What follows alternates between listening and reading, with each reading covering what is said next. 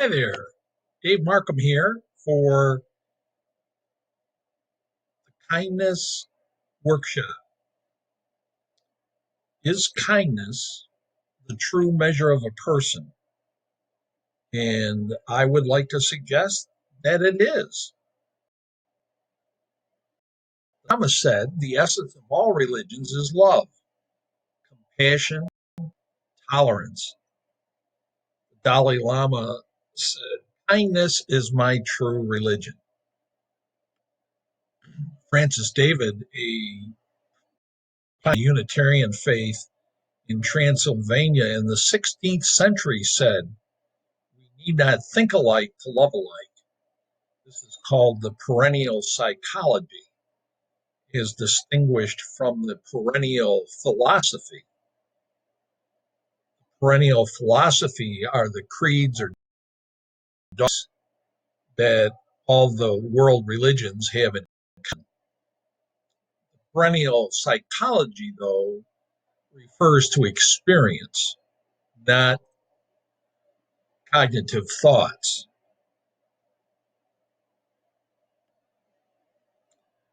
Samuel Johnson said the true measure of a man is how he treats somebody who can do him absolutely no good. And I think Samuel Johnson is pointing to what we call unconditional love as compared to conditional love. And we'll get to that idea a little further in the presentation. Is there a difference between being nice and kind? Yes, there is. There are times when people are nice, but they're not kind. Maybe they're pretentious or they're exhibiting sycophancy in some way. They're buttering people up, brown nosing, as we used to say, being manipulative in some way. And so people sometimes can be very charming, very nice, but that's not kind. There are other times when people are kind, nice. So sometimes telling people the truth, holding them accountable for what's fair and what's honest. Uh, gets to the point where the person is being asked to do something they don't want to do, or telling them that they can't do something they do want to do, and they can get upset with you. Parents very often run into this with their children, where the child will be very upset because the parent, in some way, is forbidding or constraining their behavior or activity, and they'll look at the parent and say, Mom, Dad, I hate your guts. You don't love me. And of course, the parent, I call it tough love, is holding the kid honest or holding them accountable for behavior.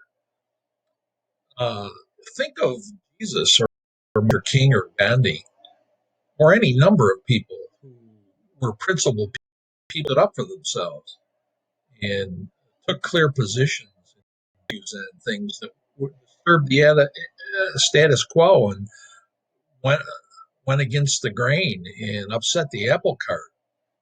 And very often they were hated by the powers that be and were attacked and in some cases killed. What is kindness? Is kindness a behavior or a quality of character? We're arguing here in this presentation that it's a behavior. And so when you get to question two, can kindness be taught? Yes, like any behavior or skill, people can get better at it. It's not necessarily something you're born with, although some people have more laid back, easier going temperaments than other people who are more high strung, intense. But regardless of the temperament you were born with, you certainly can learn good self management and interpersonal skills, which lead then to other people's observing that individual's functioning as being kind. So, can a person become more skillful at being kind with practice? Yes, they can, absolutely. So a virtue is not a character trait in my mind. It's a skill that people can learn. So is kindness automatic or intentional? Well, the kind of kindness we're talking about, the virtuous kindness, is intentional. How is kindness measured? Is kindness measured by external indicators or internal indicators? In some ways, it's measured by both, but the primary focus in our workshop here is by internal indicators.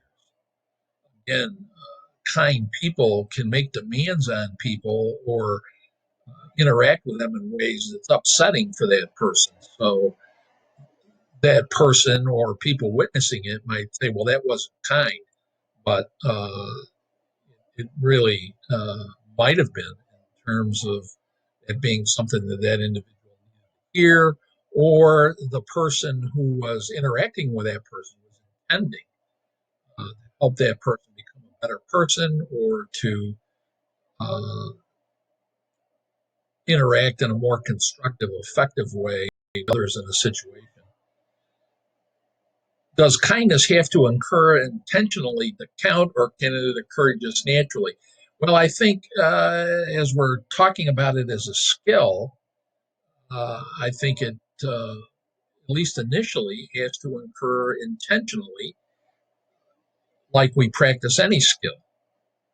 Once we become competent and proficient, we can engage in that activity and demonstrate that skill in ways that occur or appear to occur naturally.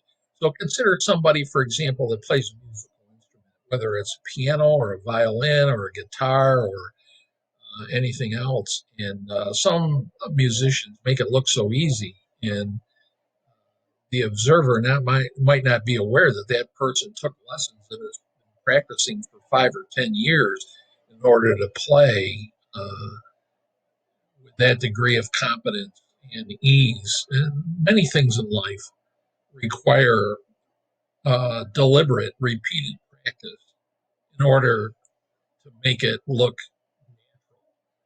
natural. Kindness, I think, is similar.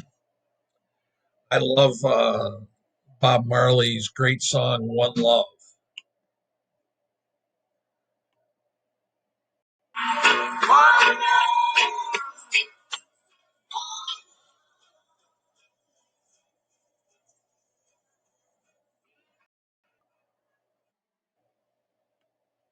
So that's kindness, one love.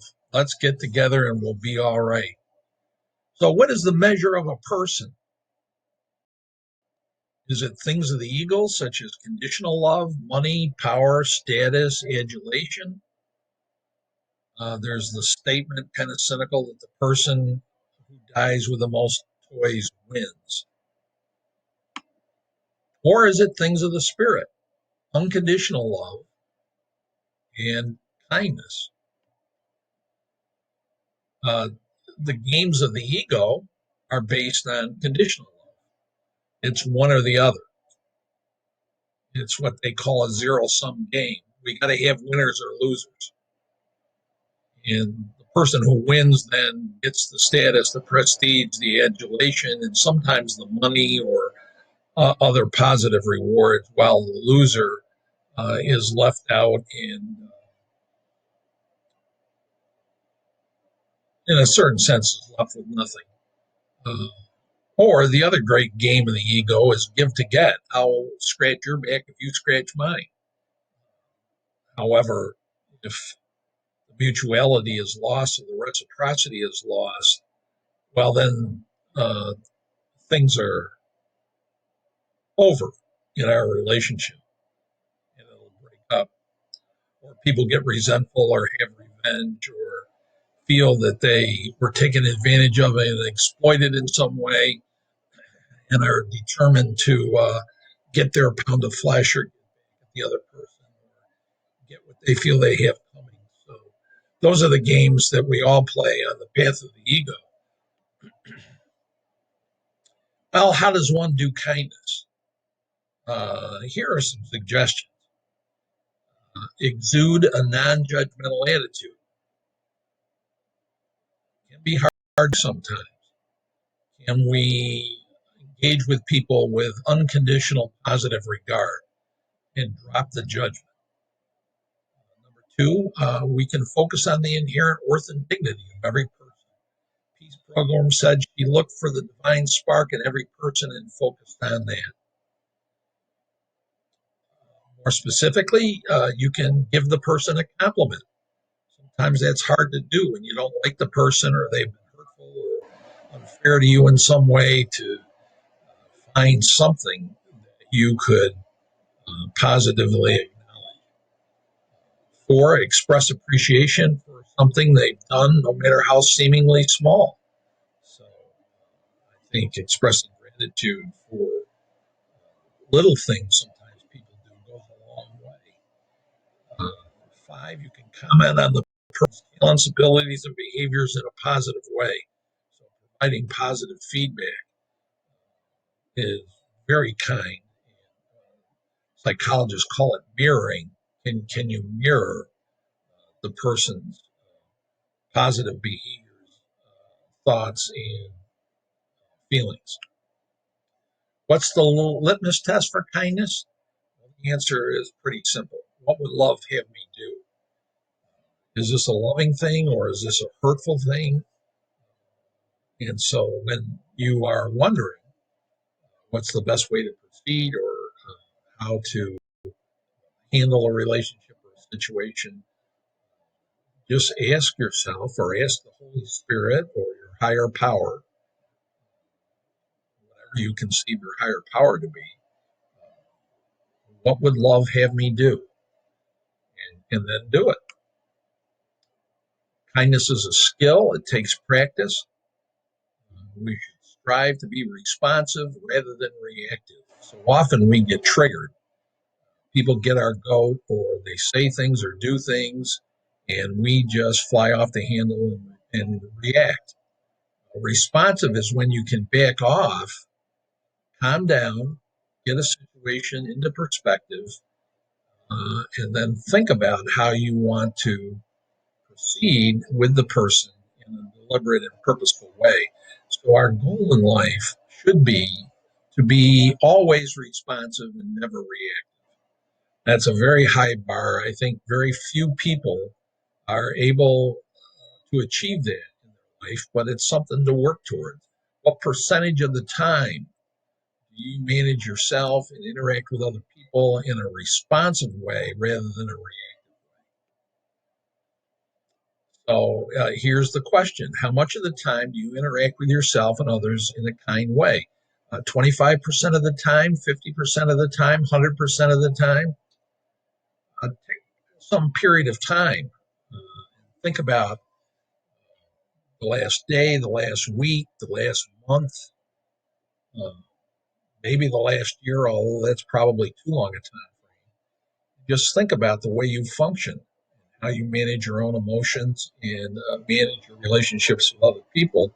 And be honest. You don't have to share this information with anybody but yourself. And say, well, what percentage of the time do I feel that I manage myself in my relations with others in a kind way? Final questions for this is, how could you increase the percentage of the time that you act kindly?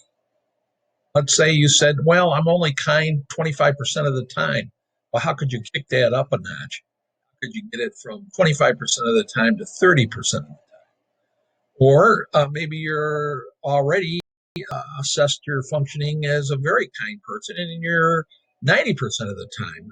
That's highly unlikely, but there may be some people that are kind 90% of the time. Well, what would it take to get it up to 95% of the time? And then think specifically about what would it take? How would I have to handle myself and manage my relationships with others in order to increase the percentage of time that I'm kind? And then, thirdly, are you willing to deliberately practice? You're not always going to get it right. A lot of times we do unkind, or we look back and we say, well, that was a mistake, or I could have handled that better, and so forth. but the ability to reflect and examine your own behavior and learn from it as you go along is an extremely important skill. Nowadays, we're calling that mindfulness, the ability to monitor your own functioning and adjust as you go along. So, are you willing to do that? Socrates said, an unexamined life is not worth living. And are you living an examined life? I think the fourth question is a very important one. Who could you ask for feedback and coaching advice? So, if an unexamined life is not worth living, are you examining all on your own, or do you have someone that you can talk about your experience with, that you can be honest with, and share what you really think and how you really feel, and what you really want, and how you really behave, so you can get some feedback about your blind spots, things that are coming up from your unconscious that you're acting out that you weren't even aware of. And lastly, how will you measure your progress? Again, if you pick the percentage of the time that you wanted to be kind, you say, well, I'm going to try this or I'm going to do that, and I'm going to give myself 2 weeks, and I'm going to see if I can get the percentage of the time that I'm kind from my baseline, whatever that was, up 5 or 10%.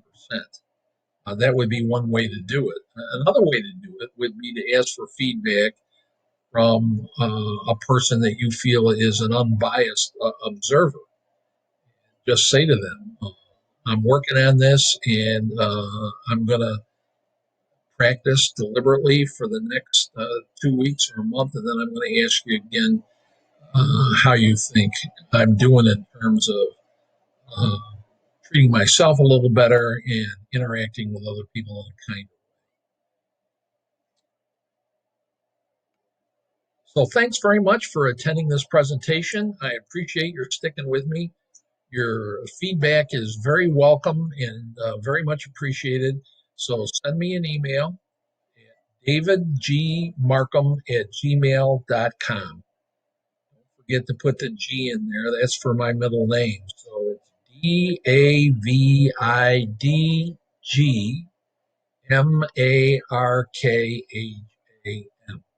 at gmail.com. I'd love to hear from you. I answer all my emails, and I look forward to hearing any thoughts and feedback that you have about this presentation. Thanks. Be well, stay well. Till next time, this is Dave Markham saying goodbye.